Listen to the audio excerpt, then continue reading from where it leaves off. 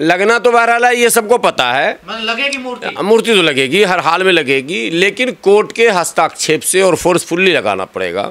और इनसे यही तो पूछा जाना चाहिए कि भाई बाबा साहब की प्रतिमा के स्थापना में आपको क्या दिक्कत। मैं तो तमाम अपर कास्ट के लोगों से कहता हूँ कि आप क्या समझते हो, आपके इस विरोध से समाज के बड़े तबके को क्या संदेश जाएगा? संदेश ये जाएगा कि जो आरोप आपके पूर्वजों पर लग रहे हैं वो 100% सही हैं। ये तो इनका बस नहीं चले जो मायावती जी ने बनवा दिया ना दलित प्रेरणा स्थल, इनके पेट में मैंने कितना बड़ा दर्द हुआ होगा, कौन कौन टेबलेट ये खाए होंगे और क्या क्या प्लान बना रहे होंगे। और आप देखना, नज़र रखना, अंतिम समय में जब उन्होंने ये कहा कि मैं इस धर्म में जन्म ज़रूर लिया हूँ, वो मेरे बस में नहीं था, लेकिन मैं मरूंगा नहीं इस धर्म में। और जब दीक्षा भूमि में दीक्षा ली तो ये भी इनको पढ़ना चाहिए था कि कारण क्या रहे थे, क्योंकि दलितों पिछड़ों ने तो इतिहास रचा है। जिस जाति को आप कुर्सी पर बैठने नहीं देते थे वो देश के मुखिया की कुर्सी पर बैठ चुका है। सीजेआई बन गए, मुख्यमंत्री बन गए, केंद्रीय मंत्री बन गए, राष्ट्रपति बन गए, और अभी बनी हुई है महामहिम हमारी जो राष्ट्रपति महोदया हैं वो उसी वर्ग की, उसी समाज की है जिनका शोषण होता था। सबको ये पता था कि हाँ बाबा साहब की प्रतिमा लगनी है, और अंदर खाने उसे रोकने का प्रयास वो लोग कर रहे थे कि ना लगे। लेकिन जब प्रतिमा बाज़ाब्ता ट्रक पे लोड करके आ गया, उसका फाउंडेशन भी लगभग शायद तैयार हो चुका था, ये खबर जब मिली तो कोर्ट परिसर में थे नहीं वो पाठक जी जो बार एसोसिएशन के अध्यक्ष हैं, उन्होंने दल बल के साथ वहाँ पहुंचकर और विरोध जताया कि नहीं हम ये प्रतिमा को लगने नहीं देंगे। जब ये खबर अम्बेडकरवादी वकीलों को लगी तो वो भी अपने जत्थे के साथ पहुँचे, और वो वीडियो वायरल है जिसमें दोनों में वाज़ाफ्ता जुत्तम जुत्ता हाथापाई हो रही है। बड़ी तादाद में पुलिस बल को वहाँ आना पड़ा, और बीच बिचाव का रास्ता अपनाकर फ़िलहाल तो उनकी जीत हो गई है। फ़िलहाल इसलिए जीत हो गई कि वो सफल हो गए कल ना लगाने देने में, यानी कल ही लगना था उसको, लेकिन वो रोकने में सफल हो गए, कल नहीं लग पाया, और आज भी नहीं लग पाएगा। चूँकि जो जिस तरह का क्रिएट किया है इन लोगों ने माहौल को, ये एक ही संदेश दे रहे हैं सरकार को कि अगर ऐसा होगा तो ये हो जाएगा और वो हो जाएगा, ठीक है। और मुझे लगता है ये देर सवेर कोर्ट में रिट भी दाखिल करेंगे, कुछ भी करेंगे। लगना तो बहरहाल है, ये सबको पता है। लगेगी मूर्ति तो लगेगी, हर हाल में लगेगी, लेकिन कोर्ट के हस्ताक्षेप से और फोर्सफुल्ली लगाना पड़ेगा। अगर पंडित दीनदयाल उपाध्याय जी की प्रतिमा लगे कोई परेशानी नहीं, अगर श्यामा प्रसाद मुखर्जी का लग जाए प्रतिमा कोई परेशानी नहीं, और मनु तक की प्रतिमा लगा दी गई जयपुर हाईकोर्ट जी, इनको कोई दिक्कत नहीं। लेकिन जैसे बाबा साहब का नाम आता वैसे इनके पेट में मड़ोर शुरू हो जाता है। भाई क्यों? इसका मतलब तुम्हें संविधान से लेना देना नहीं है। आज भी मानसिकता में तुम्हारे दिमाग में वही जातिवादी कीड़े कहीं ना कहीं घूम रहे हैं, और यही जातिवादी कीड़ा इस समाज के लिए घातक है। लेकिन आज मैं बोल देता हूँ, ये SC ST के लिए घातक नहीं है, अब यह अपर कास्ट के लिए घातक है। उन्हें हर हाल में अपना मान लेना चाहिए। कई बार शंकराचार्य जी का बयान आ चुका है, कई बार मोहन भागवत जी का भी बयान आ चुका है।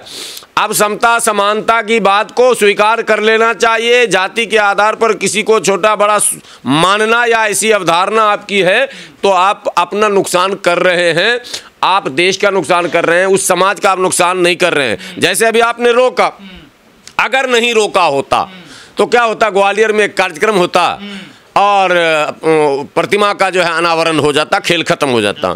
अब जब रोक दिया तो ये पूरे भारत में एक मुद्दा बना तो जो अम्बेडकरवादी है, जो संविधानवादी हैं, जो बहुजन समाज के लोग हैं, वो अब टीका टिप्पणी कर रहे हैं। हम जैसों को भी इस पर बोलना पड़ रहा। तो टीका टिप्पणी में इतिहास को कुरेदा भी जाता है, और जो पिछले इतिहास हैं जातिवादी माने शोषण के, वो इतिहास भी फिर सामने आने लगेंगे। और जब उसको कुरेदा जाएगा जातिवादी शोषण के, उत्पीड़न के और अधिकारों के हनन के, तो भैया नाम आपके आएंगे। और जब नाम आएंगे तो वो नौजवान हमारे जो जाति को महत्व नहीं देते हैं, उन्हें भी फिर उनके दिमाग में, मन मस्तिष्क में आपके प्रति नफरत आएगा। तो हो रहा है जातिवाद का, तो नंगा नाच हो रहा है। बिल्कुल जातिवाद का जीता जागता ये प्रतीक है।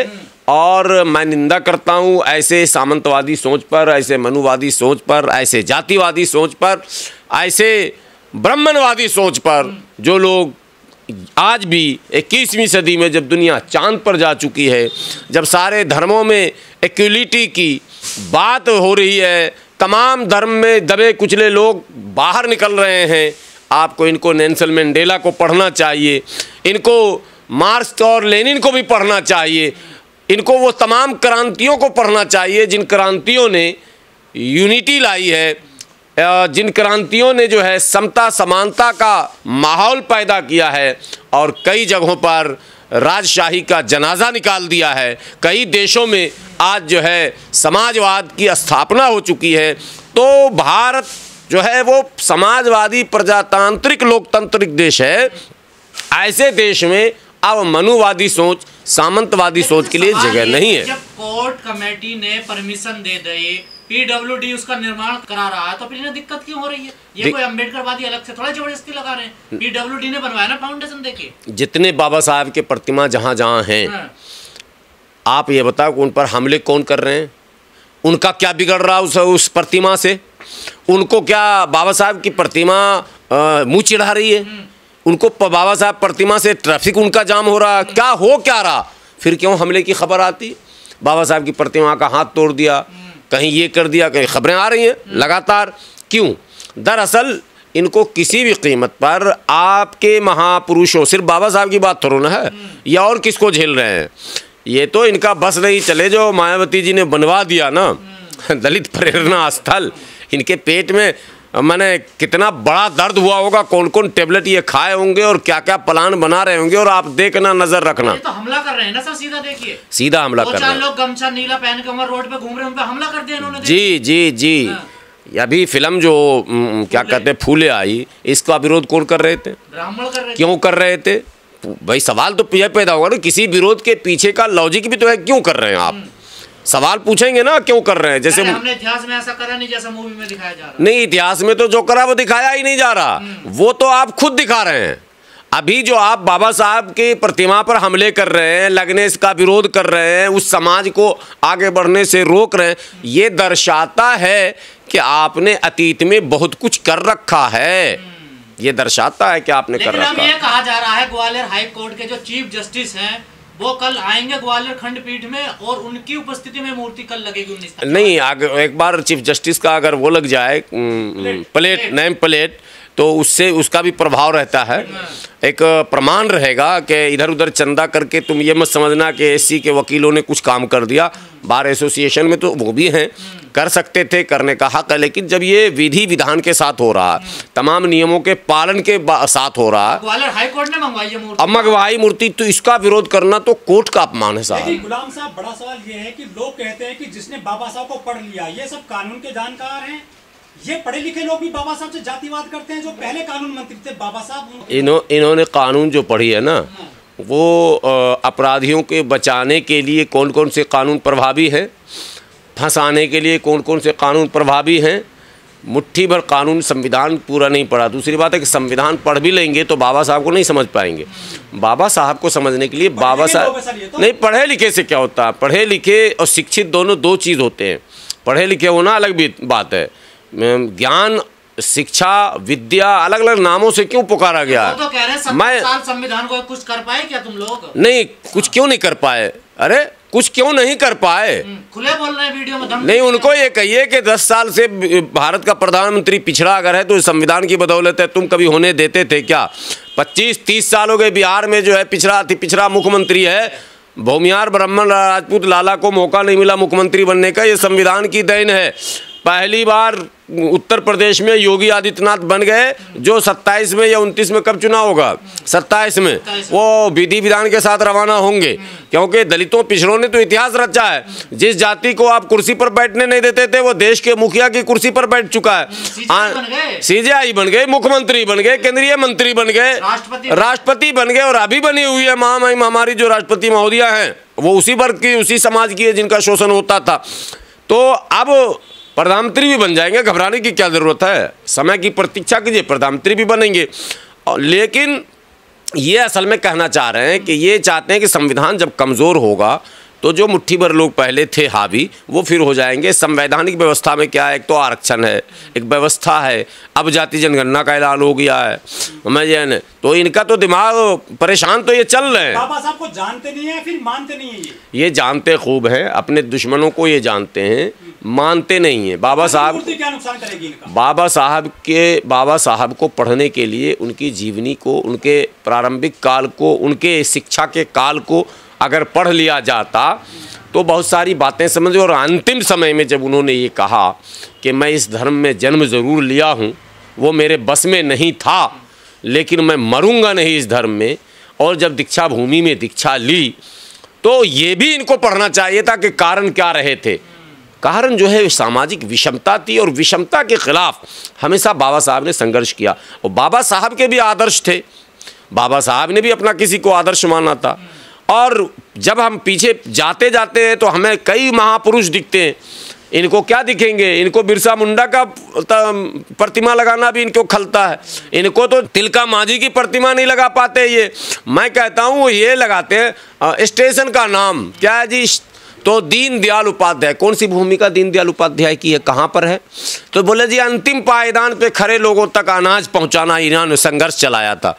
अंतिम पायदान पे तो हम थे, तो अनाज तो आप मोदी जी के राज में पहुंचा, ठीक है, नाम तो मोदी जी का प्लेटफॉर्म का होना चाहिए, स्टेशन का होना चाहिए, उनके ज़माने से लेकर और तब तक। तो श्यामा प्रसाद मुखर्जी के बारे में वो वीर गति को प्राप्त किया और ये किया, और वो ना होते तो कश्मीर का लो ब्रिगेडियर उस्मान ने बचाया, ठीक है, बचाया लड़के किसी और ने, ठीक है, और इन लोग क्रेडिट दे रहे हैं कि श्यामा प्रसाद मुखर्जी ने कश्मीर में बलिदान देकर कश्मीर को बचा लिया। सब तोड़ मरोड़ के लेना न देना। श्यामा प्रसाद मुखर्जी बंगाल के थे, मुखर्जी चटर्जी बनर्जी सब बंगाल के होते हैं, ठीक है। तो ये सारे लोग इतिहास को तोड़ मरोड़ के पेश करते हैं, ये क्या पढ़ेंगे। लेकिन सवाल एक है सर, ग्वालियर हाई कोर्ट में जो लोग विरोध कर रहे हैं उसमें एक ही सरनेम के लोग हैं, सारे पाठक मिश्रा। पता है दुबे जी चौबे जी, हाँ सब हैं, मिश्रा, वो ये उनके लिए ठीक नहीं है। मैं तो तमाम अपर कास्ट के लोगों से कहता हूं कि आप क्या समझते हो, आपके इस विरोध से समाज के बड़े तबके को क्या संदेश जाएगा? संदेश ये जाएगा कि जो आरोप आपके पूर्वजों पर लग रहे हैं वो 100% सही हैं और उसको अब नकारा नहीं जा सकता। कोर्ट ने तो परमिशन दे दी ना, देखिए। हाँ, तो कोर्ट के ही आदेश से लग पाएगा, चूँकि वहाँ पर ये लोग दबंग हैं। उस कोर्ट परिसर में भी, बार एसोसिएशन में भी इनकी तादाद ज़्यादा है, और ऐसे होते भी हैं ये दबंग। तो सामंती सोच ही यही है, अपनी दबंगता ये हर जगह स्थापित करते हैं। अगर कहीं गलती से ये जज साहब की कुर्सी पर बैठते हैं तो वहाँ भी गाहे बगाहे इस तरह की खबरें आ ही जाती हैं कि इन्होंने कहीं ना कहीं कुछ हल्का छोड़ ही दिया है। जो SC/ST एक्ट को लेकर आपने फैसले सुने थे सुप्रीम कोर्ट के, तो अब ये बड़ी तादाद में वहाँ हैं, जुडिशरी में प्रैक्टिस करने वाले सब हैं, बार एसोसिएशन में सब हैं, जब अध्यक्ष ही पाठक साहब हैं तो क्या कहना फिर। तो लेकिन ये इनको संदेश जाना चाहिए और इनसे यही तो पूछा जाना चाहिए कि भाई बाबा साहब की प्रतिमा के स्थापना में आपको क्या दिक्कत, ठीक है। ये क्या करते हैं, टीवी डिबेट में आप जाएंगे तो अगर मुस्लिम कोई पकड़ा गया मेरे जैसा तो बोले भारत माता की जय बोलो, तुम्हें क्या दिक्कत है, वंदे मातरम बोलो, तुम्हें क्या दिक्कत है, ठीक है, इत्यादि इत्यादि, बोले पाकिस्तान मुर्दाबाद, अरे भाई 100 बार बोल दिया।